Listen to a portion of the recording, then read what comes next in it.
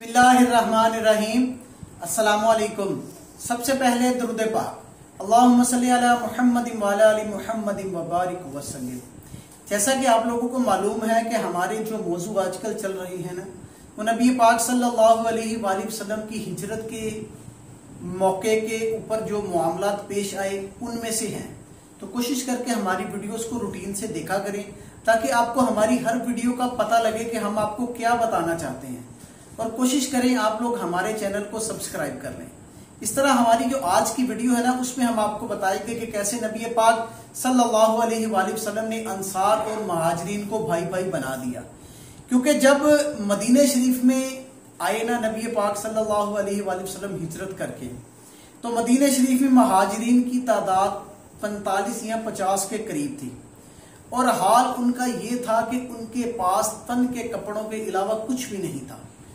बेसरो सामानी थी, अहलो अय्याल, माल असबाब सब मक्के में छोड़ आए थे कि अपने प्यारे नबी का ऑर्डर हो गया है, हमने हिजरत करनी है, चल पड़े।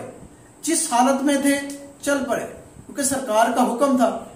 अंसार है तो माशाल्लाह बड़े ही मेजबान मेहमान नवाज थे, लेकिन महाजरीन जो थे ना, वो देर तक दूसरों के सहारे जिंदगी गुजारना पसंद नहीं करते थे। इसलिए अल्लाह पाक के प्यारे नबी सल्लल्लाहु अलैहि वसल्लम ने उनका एक हल निकाला।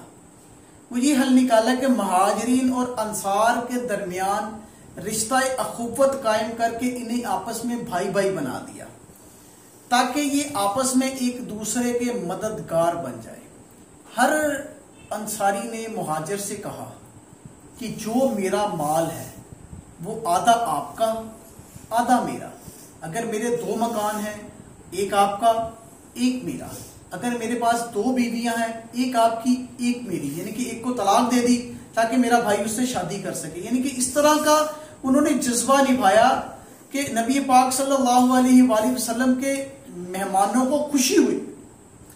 चुनाचा मस्जिद नबवी की तामीर के बाद एक दिन नबी पाक सल्लल्लाहु अलैहि वसल्लम ने हजरत अनस बिन मालिक रदियल्लाहु ताला अन्हु के मकान में अंसार और महाजरीन को जमा फरमाया और कहा कि अंसार और महाजरीन तुम दोनों आपस में भाई भाई हो। आपका ये फरमाना था कि ये रिश्ता हकीकी भाइयों जैसा बन गया। और जैसा कि आपको पहले भी बताया है कि उन्होंने घर जाकर हर चीज आधी आधी अपने भाई के आगे लाकर रख दी। अल्लाह पाक के प्यारे नबी सल्लल्लाहु अलैहि वसल्लम जब तक मक्के शरीफ में रहे ना, तब तक किबले की तरफ मुंह करके नमाज अदा करते रहे। हिजरत के बाद आप मदीना शरीफ में अल्लाह पाक के हुक्म की तामील करते हुए नमाजों में किबला अव्वल यानी बैतुल मुकद्दस को अपनाते हुए उसकी तरफ मुंह करके नमाज अदा करते रहे। 16 या 17 महीने का अरसा तकरीबन गुजर गया, मगर आप सल्लल्लाहु अलैहि वसल्लम के दिल में ख्वाहिश थी कि काश मक्के को किबला बनाया जाए, मक्के की तरफ मुंह करके नमाज अदा की जाए, क्योंकि वो चाहते थे कि काबा जो है ना वो अजमतों वाला है, तो काबे की तरफ मुंह करके नमाज अदा करें। चुनाचा एक दिन अल्लाह पाक के प्यारे नबी सल्लल्लाहु अलैहि वसल्लम कबीला बनी सलमा की मस्जिद में नमाज ज़ोहर अदा फरमा रहे थे कि हालत नमाज में वही नाजिल हुई, जिसकी चंद आयात का तर्जुमा आपको बताऊंगा। अल्लाह पाक का फरमान है कि हम देख रहे हैं बार बार तुम्हारा आसमान की तरफ मुंह करना, तो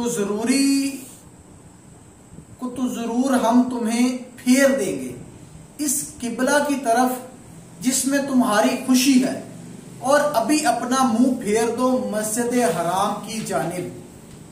नबी पाक सल्लल्लाहु अलैहि वसल्लम ने नमाज में अपना चेहरा बैतुल मुकद्दस की तरफ से फेर कर खाना काबा की तरफ कर लिया, और तमाम मुक्तदी हजरात ने आपकी पैरवी फरमाई।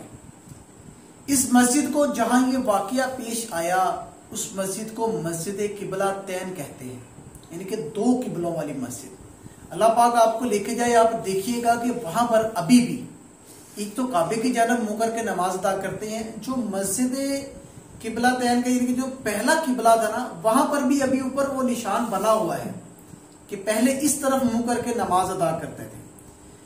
آج بھی اس مسجد میں محراب اور وہ نشان دونوں موجود ہیں۔ یہ مسجد شہر مدینہ سے تقریباً 2 کلومیٹر کے فاصلے پر ہے۔ اس واقعے کو تحویل قبلہ بھی کہتے ہیں۔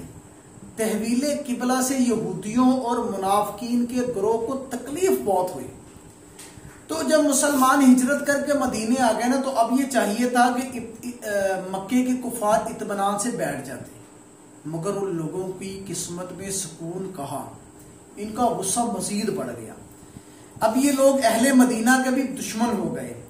انصار کے رئیس عبداللہ بن ابی کے پاس انہوں نے خط لکھا کہ تم مسلمانوں کو مدینے سے نکال دو یا ہم تم پر حملہ کر کے تمہیں اپنی تلواروں کا مزہ چکھائیں۔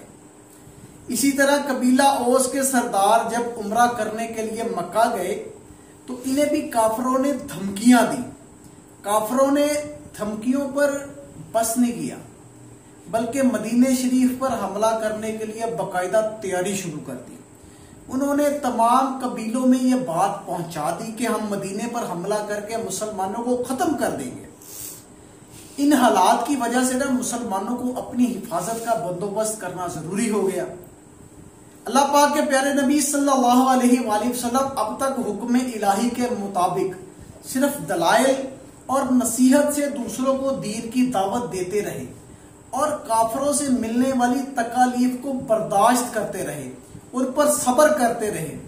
لیکن ہجرت کے بعد جب سارا عرب اور یہودی مسلمانوں کے دشمن ہو گئے اور انہیں مٹانے کے لیے سازشیں شروع کر دی، تو اللہ پاک نے مسلمانوں کو یہ اجازت دے دی کہ جو لوگ جنگ کی ابتدا کریں تم لوگ ان سے جنگ کر سکتے ہو۔ یعنی کہ نبی پاک صلی اللہ علیہ وآلہ وسلم کے ذریعے یہ اجازت مل گئی کہ اگر کچھ لوگ آپ پر حملہ کریں تو آپ ان کو جواب دے سکتے ہو۔ ان حالات میں آقا کریم صلی اللہ علیہ وآلہ وسلم نے 2 باتوں کی طرف توجہ دلائی۔ پہلی یہ ہے کہ اہل مکہ کے جو تجارتی قافلے شام کی طرف جاتے ہیں انہیں روکا جائے، کیونکہ یہ وایا مدینہ جاتے تھے، اور اس طرح یہ راستہ بند کیا جائے تاکہ وہ لوگ صلح پر راضی ہو جائیں۔ نمبر 2 پہ ہے کہ اطراف کے جتنے بھی قبائل ہیں، یعنی کہ ساتھ ساتھ ان کے مدینہ شریف کے ساتھ ساتھ جو بھی قبائل لگتے ہیں ان سے صلح کے معاہدے کیے جائیں تاکہ کافر مدینہ شریف پر حملہ کرنے کی جرأت نہ کر سکیں۔ اس وجہ سے آپ صلی اللہ علیہ وآلہ وسلم خود بھی اطراف کے قبائل کی طرف تشریف لے جاتے اور چھوٹے چھوٹے لشکر بھی بھیجتے جو کافروں کی نقل و حرکت پر بھی نظر رکھتے تھے اور قبائل سے امن و امان کے معاہدے بھی کرتے تھے۔ اس سلسلے میں کفار مکہ اور ان کی اتحادیوں سے مسلمانوں کا ٹکراؤ شروع ہو گیا اور چھوٹی بڑی لڑائیوں کا سلسلہ شروع ہو گیا۔ انہی لڑائیوں کو تاریخ اسلام میں غزوات سریہ کا نام دیا جاتا ہے۔ غزوہ اور سریہ میں فرق کیا ہے یہ آپ کو بتانے کی کوشش کرتا ہوں میں۔ وہ جنگی لشکر جس میں اللہ پاک کے پیارے نبی صلی اللہ علیہ وآلہ وسلم بذات خود شریک ہوں اسے غزوہ کہتے ہیں، جبکہ وہ لشکر جس میں آپ شامل نہیں ہو اسے سریہ کہتے ہیں۔ غزوہ کی جمع غزوات اور سریہ کی جمع سرایہ آتی ہے، یعنی کہ اس کی جمع یہ ہوتی ہے۔ غزوات اور سرایہ کی تعداد کے بارے میں اختلاف ہے، کچھ لوگ کچھ کہتے ہیں، کچھ کہتے ہیں۔ امام بخاری کی روایت کے مطابق غزوات کی تعداد 19 ہے۔ ان میں سے 9 ایسی غزوات ہیں جن میں جنگ کی نوبت پیش آئی، جبکہ ایسی بھی غزوات ہیں جن میں لڑائی کی ضرورت ہی نہ پڑے، جبکہ سرایہ کی تعداد 47 یا 56 ہے۔ اللہ پاک ہمیں نبی پاک صلی اللہ علیہ وآلہ وسلم کا دین سیکھنے کی توفیق عطا فرمائے اور اسے پھیلانے کی توفیق عطا فرمائے، آمین۔ جزاک اللہ۔